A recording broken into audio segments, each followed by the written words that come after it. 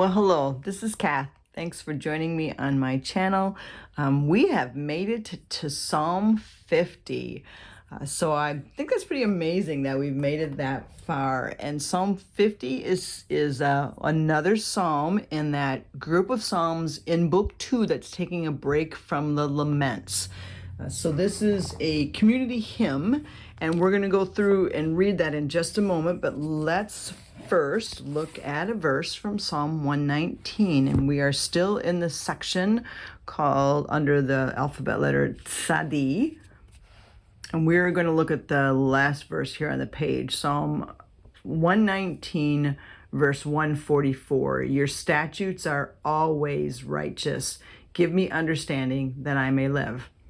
What a beautiful prayer. Lord, give us understanding that we may live, because your statutes, your law, your word is always righteous, always true, always trustworthy.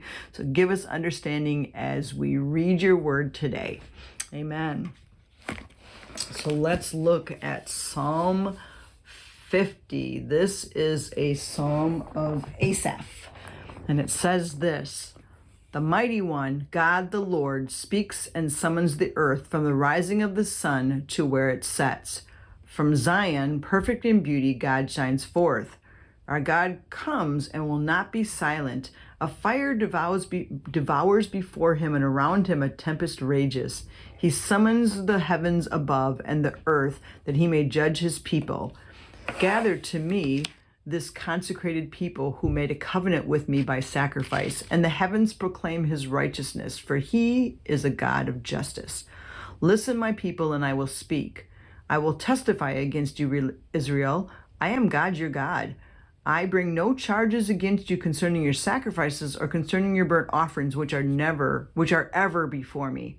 I have no need of a bull from your stall or of goats from your pens, for every animal of the forest is mine, and the cattle on 1,000 hills. I know every bird in the mountains, and the insects in the fields are mine. If I were hungry, I would not tell you, for the world is mine and all that is in it. Do I eat the flesh of bulls or drink the blood of goats? Sacrifice, and here's his answer to all of those questions there. Sacrifice thank offerings to God. Fulfill your vows to the Most High. And call on me in the day of trouble. I will deliver you, and you will honor me. But to the wicked person, God says, so here's another change in the psalm: what right have you to recite my laws or take my covenant on your lips? You hate my instruction and cast my words behind you. When you see a thief, you join them. You throw in your lot with adulterers. You use your mouth for evil and harness your tongue to deceit. You sit and testify against your brother and slander your own mother's son. When you did these things and I kept silent, you thought I was exactly like you, but I now arraign you and set my accusations before you. Consider this, you who forget God, or I will tear you to pieces with no one to rescue you. Those who sacrifice thank offerings honor me, and to the blameless I will show my salvation. So let's first of all talk about what the category is that this psalm goes in, and what we're going to do is call this a community hymn. This is basically something that would be read out loud with the community, most likely during we call it liturgy, a church service. So, and basically it contains words of admonition and instruction, and we saw that throughout this, and we'll break it down a little bit so that we can see that more clearly. The first thing I want to point out to you, which is a little bit interesting here, is that in the very first verse, it uses 3 different names for God. So we have this one here, the mighty one, God, and the Lord. Now, each one of those is a different Hebrew word, and they all mean something just a little bit different. So what we're going to do is we're going to write that down first. So the first word that they're using for God here, the mighty one, is El. Just E-L. El. Now, this is the traditional name. So we're going to write this down. The traditional name for the Canaanite high god. He was called El. So El is just a very common name for a God.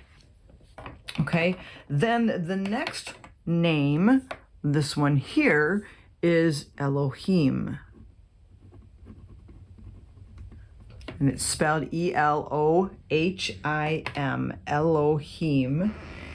And this is what we see in the Bible as just a common name for the Hebrew God.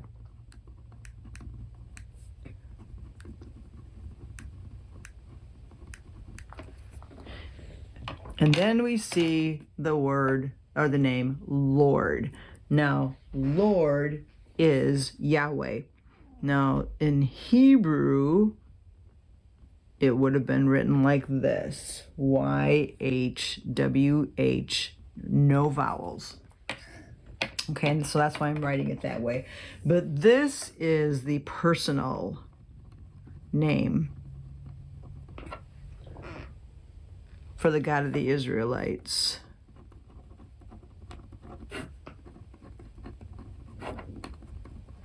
And we often say the covenant-keeping God. Covenant-keeping God. That is Yahweh. So interesting that this psalm starts out with all three names. So it's almost like this progression, right? He is the mighty one, God, El. He is Elohim, our God. And then, no, he is Yahweh. He is our personal God. So it's just kind of interesting that they're saying that this God is the God of all gods.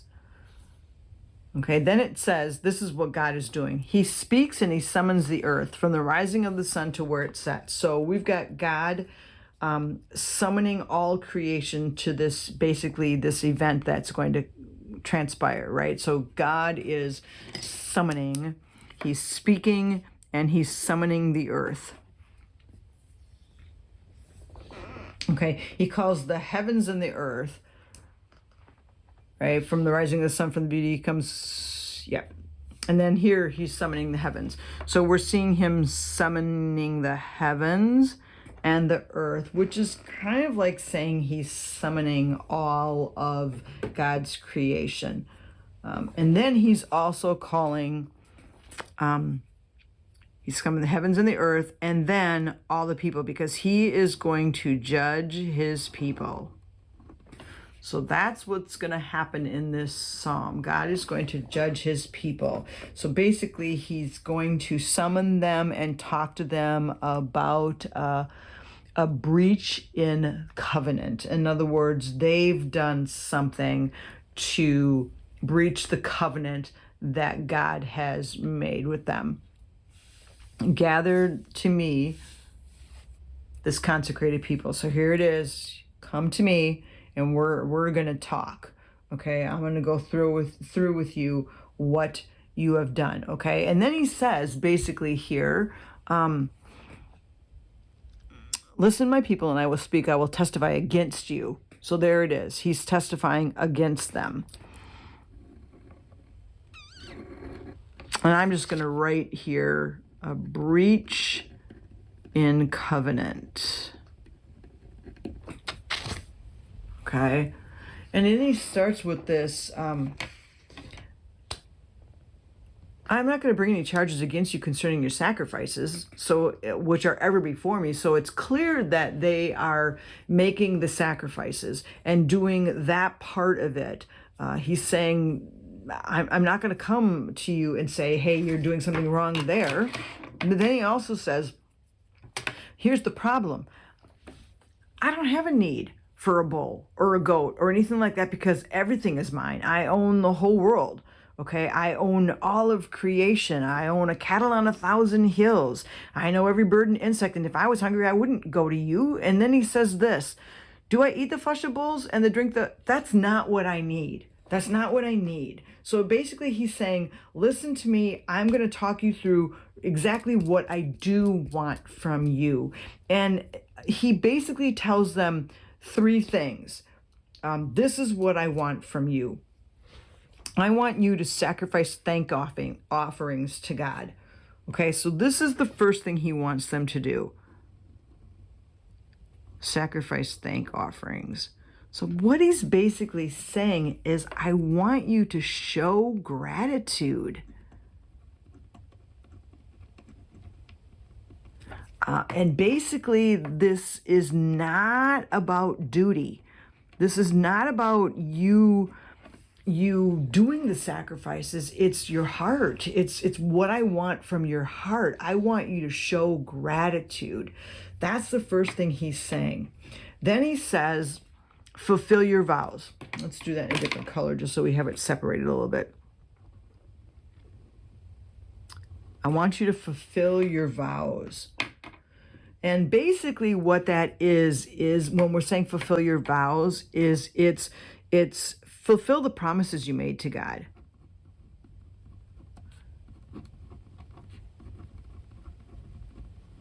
So I'm writing that down. Fulfill your promises you made to God. So first, I want you to be thankful. Second, I want you to fulfill the promises that you made to me. And then he says, the third thing he wants is call on me in the day of trouble. So he's saying, call on me in the day of trouble. Not to men, not to anyone else. So I'm just going to say, not to men, not to kings, call on me. And then basically he's answering it and saying, if you do these things, I will deliver you and you will honor me. So it's this admonition of just, this is what I'm expecting from you. This is what I'm asking you to do. And if you do that, I will deliver you. So I'm just going to write over in the comment on the section here. So if you do these, if you do these, then I will deliver you and you will honor me. And then the rest of the psalm is just this. Here's what the wicked are doing. But to the wicked, God says. So first we saw that he was going to speak to his people. So he's not speaking to the wicked at the beginning. As we saw at the beginning of this, if we look here, he's saying, I'm going to testify against you, Israel. So the whole first section of Psalm 50, he's talking to Israel, his people, and he's saying, you've had a breach in the covenant. This is what I want you to do. I want you to show gratitude, fulfill your promises that you made to me, and call on me. But here's the thing. This is what the wicked are doing. And then he goes through and he just kind of makes this whole list of what the wicked are doing. So in my Bible, I'm just going to go like this. But the wicked, okay? And then he's basically saying, you don't have a right to recite my laws or to take a covenant on your lips because of this. You hate my instruction. You cast my words behind you. In other words, you're not following it. So I'm just going to write that. You're not following my word. So what right do you have to be reciting my laws? When you see a thief, you join with them. Okay? You throw your lot in with the adulterers. You use your mouth for evil. You use your tongue for deceit. You testify against your brother. You slander your own mother. Okay? So he just makes this list of what the wicked are doing. And then he says, okay, I kept silent, and you thought that because I kept silent that I wasn't against you. Then he says, but now I arraign you and set my accusations before you. So you may have thought you were getting away with it, but you're not, because I am seeing what you're doing and I will punish you. He says this, consider this, you who forget God. So he's basically talking to all those who are not keeping his covenant.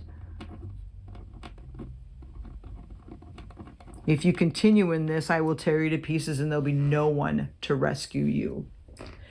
So what a scary ending to this psalm. I mean, he's basically talking to his people and saying, here's what I expect from you. I expect you to be following after me. I expect you to be showing gratitude and actually doing what I've told you to do and not just saying it with your lips. And if you don't, this is what is going to happen. So, yes, it is definitely a community hymn that they're going to be saying out loud, but it is definitely, you've got that admonition and encouragement to, man, we need to be following after God's word. We need to be showing gratitude and fulfilling the promises. In other words, following what his word says, or we will be destroyed.